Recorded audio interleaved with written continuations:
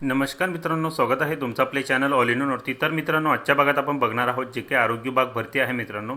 तर यासाठी गट क आणि गट ड साठी आपण ज्या टेस्ट सिरीज घेत आहोत आरोग्य विभागातील गट क गट ड साठी अतिसंभाव्य टेस्ट सिरीज घेत आहोत, ज्या की तुम्हाला मागील काही आरोग्य विभागातील पदांसाठी आलेल्या प्रश्नपत्रिका आहेत। तर अशाच प्रकारे प्रश्न आपल्याला येणाऱ्या परीक्षेत देखील राहील। त्यासाठी आपण या सर्व प्रश्नपत्रिका स्पष्टीकरण घेत आहोत, जेणेकरून आपल्याला जे प्रश्न आहेत ते जर प्रश्न आले तर आपल्याला कशा प्रकारे सोडवायचे हे समजायला हवं। त्यासाठी आपण इंग्लिश ग्रामरचे तुमचे प्रश्न जे आहेत ते पूर्ण स्पष्टीकरणासह घेतलेले आहेत। त्यानंतर काही तुमचे मराठी व्याकरणाचे प्रश्न असतील तर ते बघा। आणि आजचा जो आहे आपला हा या प्रश्नपत्रिकेचा दुसरा भाग आहे, म्हणजे जे उर्वरित प्रश्न होते अंकगणित बुद्धिमत्तेचे आपण तुम्हाला सोडवून देणार होतो सांगितलं होतं। तर जवळपास ते 31व्या प्रश्नापासून ते प्रश्न आहे, तर 30 प्रश्न आपण ऑलरेडी पाहिलेले आहेत। त्यामध्ये तुम्हाला इंग्लिश ग्रामर होतं, मराठी व्याकरण होते। तर हे जे प्रश्न आहे आपण आज अंकगणित बुद्धिमत्तेचे आणि जे राहिलेले प्रश्न आहे आपले जनरल नॉलेजचे ते प्रश्न आपण आजच्या भागामध्ये घेणार आहोत। सर्व प्रश्न आपण अंकगणित बुद्धिमत्तेचे स्पष्टीकरणासह घेणार आहोत, जेणेकरून तुम्हाला जर परीक्षामध्ये आले तर कशा प्रकारे सोडवायचं हे या ठिकाणी यायला हवं। तर बघा, या ठिकाणी प्रश्न क्रमांक 31 पासून आपल्याला अंकगणित बुद्धिमत्तेचे प्रश्न या ठिकाणी बघायला मिळत आहे बघा। तर पहिला प्रश्न आजचा आपला आहे की 4 डझन संत्र्यांची किंमत 80 रुपये असल्यास 9 संत्र्यांना किती रुपये पडतील। तर 4 डझन संत्र्यांची किंमत किती आहे? 80 रुपये आहे। तर असं असल्यास आपल्याला 9 संत्र्यांची किंमत काढायला सांगितलेली आहे। तर त्यासाठी आपल्याला काय करावं लागेल, तर एक संत्री किती रुपयाला पडते हे आपल्याला या पहिले काढावं लागेल। त्यामुळे काय, एक संत्री कितीला पडते ती जर आपण किंमत काढली या ठिकाणी, तर त्यानुसार आपल्याला एका संत्रीची किंमत जी आहे ती या ठिकाणी मिळणार आहे। एका संत्रीची किंमत मिळणार आहे। आता आपल्याला 4 डझन संत्र्या सांगितलेल्या आहे। 4 डझन म्हणजेच किती? एक डझन म्हणजेच 12 संत्र्या। तर या ठिकाणी 12 गुणिले 4 आपल्याला करावं लागेल। तर मग 12 गुणिले 4 किती येतं आपलं? 48 जे आहे ते 48 संत्र्यांची किंमत किती आहे? 80 रुपये। म्हणजेच 80 रुपयाला आपल्याला 48 संत्र्या मिळत आहे। म्हणजे 80 भागिले 48 आपल्याला या ठिकाणी करावं लागणार आहे। 80 भागिले 48 जर आपण या ठिकाणी केलं तर याचं काय येईल बघा, 1.66 आपलं उत्तर येणार आहे एकाच संत्रीचं। तर 80.48 जर आपण केलं, कारण एक डझनमध्ये 12 संत्र्या असतात, आपल्याला 4 डझन आहे म्हणजेच 48 संत्रे आपल्याला 80 रुपयाला पडत आहेत। तर एक संत्री किती रुपयाला पडणार आहे मग? 1.66 रुपयाला। तर 1.66 गुणिला आपल्याला काय सांगितलेलं आहे? 9 संत्र्यांची किंमत विचारलेली आहे। मग काय 1.66 गुणिला 9 आपल्याला या ठिकाणी करावं लागेल, म्हणजेच जवळपास तुमचं येईल 14.9495। म्हणजेच आपलं होतं हे 15 रुपये या ठिकाणी।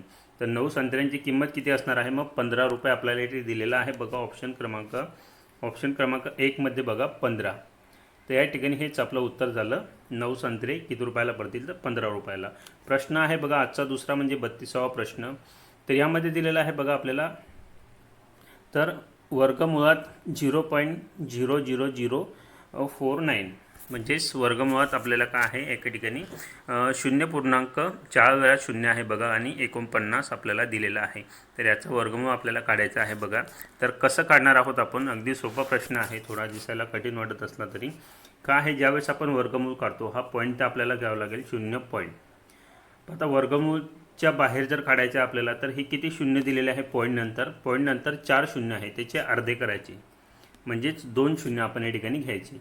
आता किती दिलेलं आहे? 49 दिलेलं आहे। तर 49चं वर्गमूळ काय येईल मग?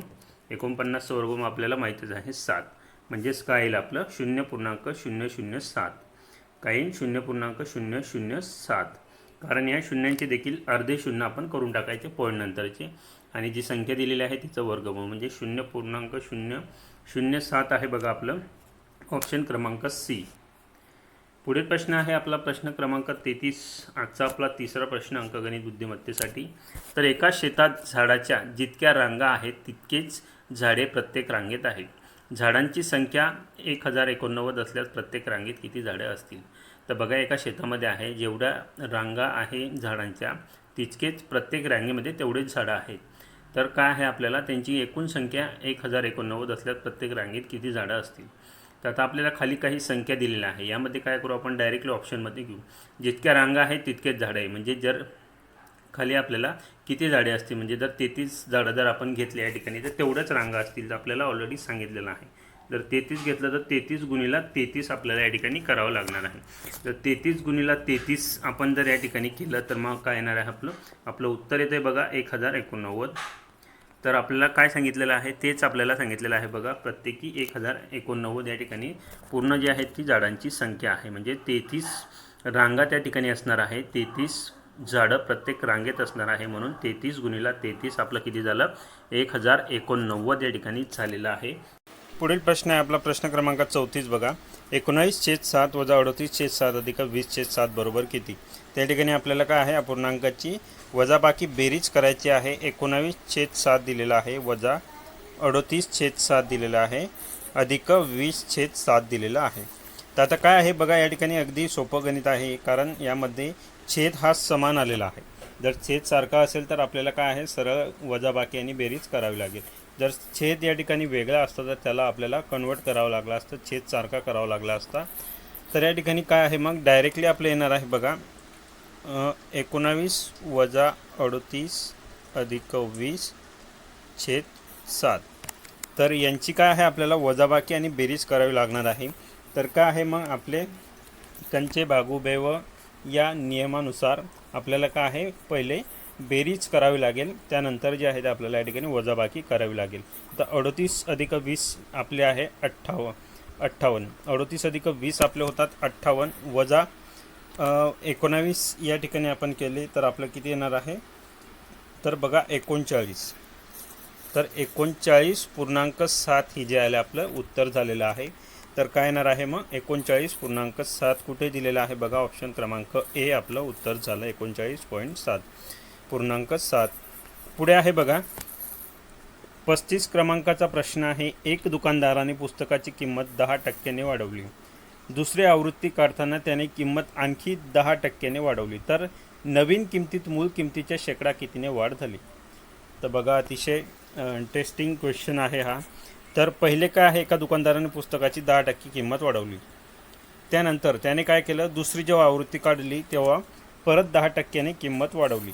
तर आता मूळ शेकडा किती वाढ झालेली आहे सुरुवातीच्या जी मूळ किंमत होती त्याच्यामध्ये आपल्याला विचारलेलं आहे बघा.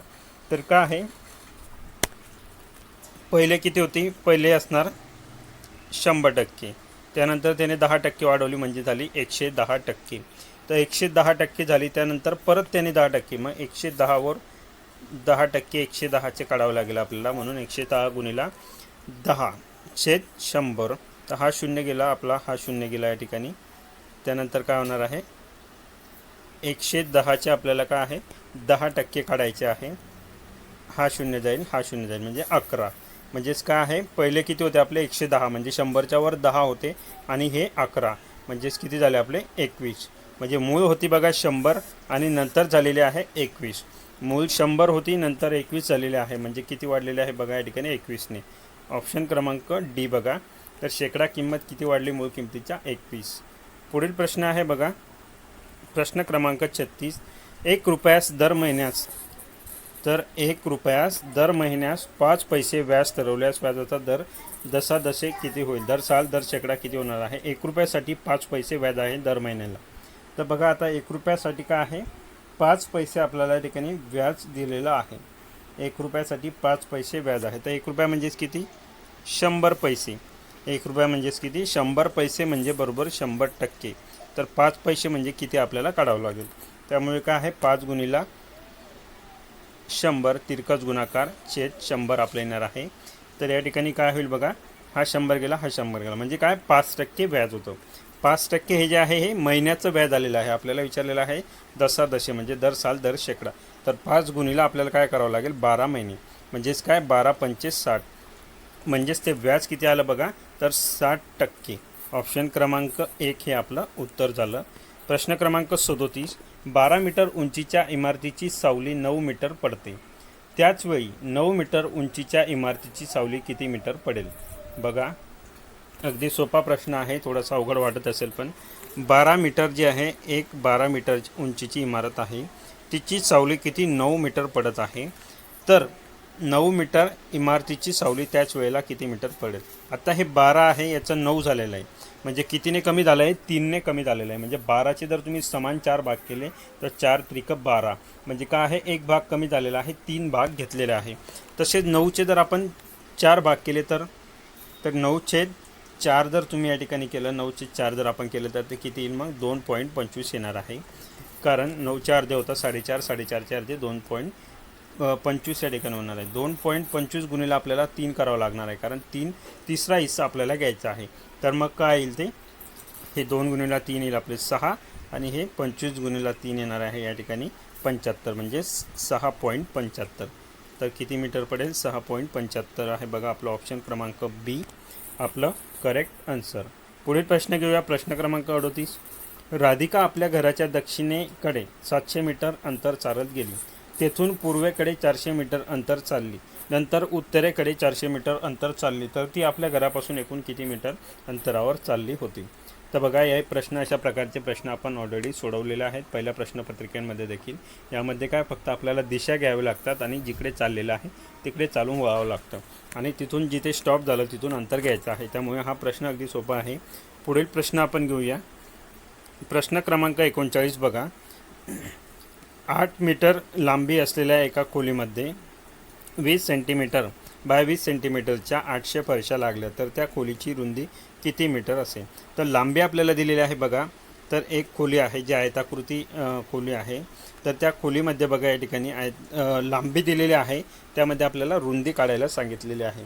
तर आणि आपल्याला काय दिलेलं आहे, त्यामध्ये 20 सेंटीमीटर बाय 20 सेंटीमीटरच्या 800 फरशा लागल्या. तर मग हे काय आहे, 800 फिरच्या त्यामध्ये बसल्या, म्हणजे हे काय झालं, त्याचं क्षेत्रफळ या ठिकाणी दिलेलं आहे आपल्याला.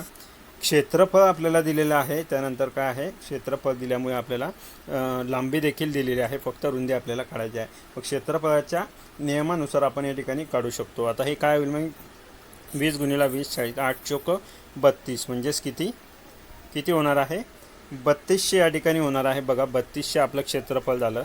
मग काय आहे आपला नियम, बघा, क्षेत्रफळ बरोबर लांबी गुणिला रुंदी. क्षेत्रफळ बरोबर लांबी गुणिले रुंदी, हे झालं आपलं सेंटीमीटरमध्ये. तर काय आहे, क्षेत्रफळ किती आहे आपलं 3200 बरोबर लांबी किती दिलेली आहे आपल्याला, 8 मीटर लांबी दिलेली आहे. कारण हे आपण जर सेंटीमीटरमध्ये घेतलं तर लांबी देखील आपल्याला सेंटीमीटरमध्ये घेऊ, म्हणजे आपल्याला सोपं जाईल. तर लांबी किती दिलेली आहे, मग 8 मीटर, म्हणजेच काय होईल ती 8 मीटर. हे आपण सेंटीमीटरमध्ये कन्वर्ट करण्यासाठी याला 100ने गुणा लागेल, म्हणजे 800. म्हणजेच काय झालं, 3200 बरोबर 800 गुणिला रुंदी आपल्याला काढायची आहे. मग हे इकडे काय आहे, गुणाकारमध्ये आहे, इकडे जाताना भागाकार. तर 3200 भागिला 800 आपलं होणार आहे. 3200 भागिला 800 जर केलं आपण, काय होईल, 8 चोक 32. हे 2 शून्य 2 शून्य गेले, 8 चोक 32, म्हणजे काय आलेलं आहे आपल्या ठिकाणी 4 मीटर आपलं जे आहे ते आपल्या ठिकाणी मिळालेलं आहे. बघा, 4 मीटर कुठे आहे, ऑप्शन क्रमांक आपण बघूया. 4 मीटर आहे बघा आपलं ऑप्शन क्रमांक बी. तर खोलीची रुंदी किती असेल, 4 मीटर असेल. प्रश्न क्रमांक 40 बघा. मुलाचे वय 18 वर्ष असून वडिलांचे वय 44 वर्ष आहे, तर आणखी किती वर्षानंतर मुलाचे वय वडिलाच्या वयाच्या निम्मे असेल. तर बघा, मुलाचे वय किती आहे, हा घेऊ आपण मुलगा, आणि हे घेऊ आपण वडील. हा घेऊ मुलगा, आणि हे घेतलं आपण या ठिकाणी वडील. तर काय आहे, आजचे त्याचे वय, मुलाचे वय आहे 18 वर्ष आणि वडिलांचे वय आहे 44 वर्ष. तर काय विचारलं आहे, तर आणखी किती वर्षानंतर मुलाचे वय वडिलांच्या वयाच्या निम्मे असेल. तर बघा, आपल्याला काहीच नाही, फक्त ऑप्शनमधून एक चूज करायचं आणि ते प्लस करून काय आहे, दोघं ह्याच्यामध्ये प्लस करावं लागेल, कारण दोघांचं वय वाढणार आहे. जर आपण ऑप्शन क्रमांक बी घेतलं 6 वर्ष, तर बघा काय, 44 आणि 6 किती होणार आहे, 50. 44 अधिक 6 किती होणार आहे, 50. त्यानंतर 18 अधिक 6 किती होणार आहे आपलं 22. तर 50चे निम्मे 22 आहे का, नाही, त्यामुळे ऑप्शन चुकीचं आहे. 8 वर्ष घेऊ आपण ऑप्शन क्रमांक ए. तर 44 अधिक 8 जर आपण घेतलं तर ते होईल बघा 52. त्यानंतर 18 अधिक 8 जर आपण केलं तर ते होईल बघा 18 अधिक 8 जर केलं आपण ते होईल 26. 18 अधिक 8 बरोबर 26, म्हणजेच 52च्या निम्मे 26 झालेलं आहे. म्हणजेच आपलं ऑप्शन क्रमांक 1 हे बरोबर आहे. म्हणजेच काय आहे बघा या ठिकाणी, तर 8 वर्षानंतर जे आहे मुलाचे वय वडिलांच्या वयाच्या निम्मे होणार आहे. ऑप्शन क्रमांक ए बघा 8 वर्ष. तर अशा प्रकारे अंकगणित बुद्धिमत्तेचे सर्व प्रश्न आपण स्पष्टीकरणासह घेतलेले आहेत मित्रांनो. त्यानंतर जे आहेत आपण पुढील प्रश्न घेऊया. बघा, पुढील प्रश्न जे आहेत ते आपले राहिलेले प्रश्न होते, ते आपण प्रश्न घेणार आहोत. प्रश्न क्रमांक 51 पासून. प्रश्न क्रमांक 51 पासून आपले प्रश्न आहे बघा, की दुधातील शर्करेचे नाव काय. तर दुधातील जी शर्करा असते म्हणजे जी साखर असते त्याला आपण काय नाव दिलेलं आहे ते आपल्याला या ठिकाणी विचारलेलं आहे बघा. तर दुधातील शर्करेचं नाव आपण बघूया, ते काय आहे. ऑप्शन क्रमांक सी, लॅक्टोज.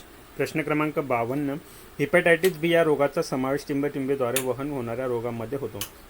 तर हिपॅटायटिस बी हा रोग कशामुळे होत असतो, तर तो बघा ऑप्शन क्रमांक बी, पाण्याद्वारे वहन होणाऱ्या रोगांमध्ये याचा समावेश आपल्याला करावा लागेल. प्रश्न क्रमांक 53 आहे, चिकनगुनिया हा रोग टिंबटिंबपासून होतो. बघा, चिकनगुनियाची साथ जी आहे ती पुन्हा आता तुम्हाला बघायला मिळत आहे. बरेचसे पेशंट चिकनगुनियाचे आलेले आहेत. तर चिकनगुनिया हा रोग टिंबटिंबपासून होणारा रोग आहे, त्यामुळे हा विचारला जाणारा प्रश्न आहे. तर चिकनगुनिया हा कशामुळे होत असतो, मग ऑप्शन बी बघा, विषाणूमुळे होणारा रोग या ठिकाणी आहे चिकनगुनिया. प्रश्न 54, टिंबटिंब ही दूध टिकवण्याची सर्वसामान्य पद्धत आहे.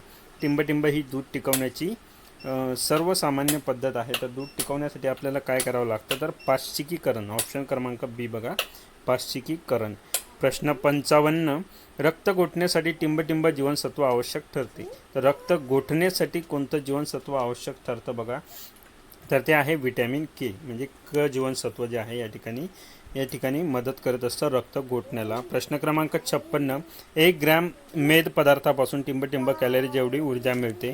तर 1 ग्रॅम मेद पदार्थापासून किती ग्राम ऊर्जा आपल्याला मिळत असते बघा.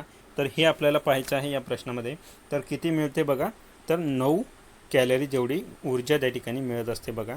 प्रश्न क्रमांक 57 आहे आपला, खालीलपैकी टिंबटिंब लैंगिकरित्या पारिषित रोग नाही. खालीलपैकी कोणता असा रोग आहे की तो लैंगिकरित्या प्रसारण त्याचं होत नाही, असा प्रश्न आपल्याला या ठिकाणी विचारलेला आहे बघा. गोनोरिया आहे, त्यानंतर सिफिलिस आहे, LGB आहे. मग काय उरलं आपलं, ऑप्शन क्रमांक 2, हिवताप. ऑप्शन क्रमांक बी, हिवताप हा जो आहे तो हा लैंगिकरित्या पारिषित होत नाही. प्रश्न 58, कुष्ठरोगाच्या जीवाणूंचा शोध टिंबटिंब यांनी लावला. तर कुष्ठरोगांच्या जीवाणूचा शोध कोणी लावलेला आहे, ऑप्शन ए बघा, डॉक्टर जेरार्ड आमर हॅन्सन्स. प्रश्न क्रमांक 59, टिंबटिंब हे हिमोग्लोबिनच्या निर्मितीसाठी आवश्यक असते. टिंबटिंब हे हिमोग्लोबिनच्या निर्मितीसाठी आवश्यक असते. तर काय हे हिमोग्लोबिनच्या निर्मितीसाठी आवश्यक असते, तर ते आहे बघा ऑप्शन 1, लोह म्हणजेच आयन. प्रश्न क्रमांक 60, प्राथमिक आरोग्य सेवा ही संकल्पना टिंबटिंब येथे भरलेल्या परिषदेचे फलित आहे. प्राथमिक आरोग्य सेवा ही संघटना कुठे भरलेल्या परिषदेचे फलित या ठिकाणी आपल्याला म्हणावं लागेल, तर ते आहे बघा ऑप्शन बी, आलमाटा येथे. प्रश्न क्रमांक 61, अन्न बिघाडीतील महत्त्वपूर्ण घटक हा टिंबटिंबची वाढ होय. तर अन्न बिघाडीतील महत्त्वपूर्ण घटक हा कशाची वाढ आहे, तर ते आहे ऑप्शन क्रमांक 1, सूक्ष्मजीवाची वाढ. प्रश्न क्रमांक 62 आपला आहे बघा. प्रश्न क्रमांक 62 बघूया. प्रौढ माणसाच्या 100 मिली रक्तात हिमोग्लोबिनचे प्रमाण टिंबटिंब असते. तर एक प्रौढ माणसाच्या 100 मिली रक्तात हिमोग्लोबिनचे प्रमाण किती असायला हवे, तर ते आहे बघा ऑप्शन सी, 14 ग्रॅम इतके. प्रश्न 63, मानवाच्या मेंदूचे वजन सर्वसाधारणपणे टिंबटिंब असते. तर मानवाचा जो मेंदू असतो त्याचं वजन सर्वसाधारणपणे 1400 ग्रॅम आपल्याला बघायला मिळतं. प्रश्न क्रमांक 64, काकडी, कलिंगड यासारख्या फळातील पाण्याचे प्रमाण टिंबटिंब असते. काकडी, कलिंगड यासारख्या फळांमध्ये पाण्याचे प्रमाण किती असते बघा, तर ते आहे ऑप्शन क्रमांक ए, 75% इतके. प्रश्न 65, पोलिओ रोगामुळे टिंबटिंब या भागास इजा होते. तर पोलिओ रोगामुळे टिंबटिंब या भागास इजा होते, म्हणजे कोणता जो आपल्या शरीरातील भाग आहे की त्यावर त्याचा परिणाम जो आहे तो आपल्याला मुख्यतः बघायला मिळतो, तर तो आहे बघा ऑप्शन ए, मज्जासंस्था. प्रश्न क्रमांक 66, मुर्दूस हा रोग कोणत्या जीवनसत्वाच्या कमतरतेमुळे होतो.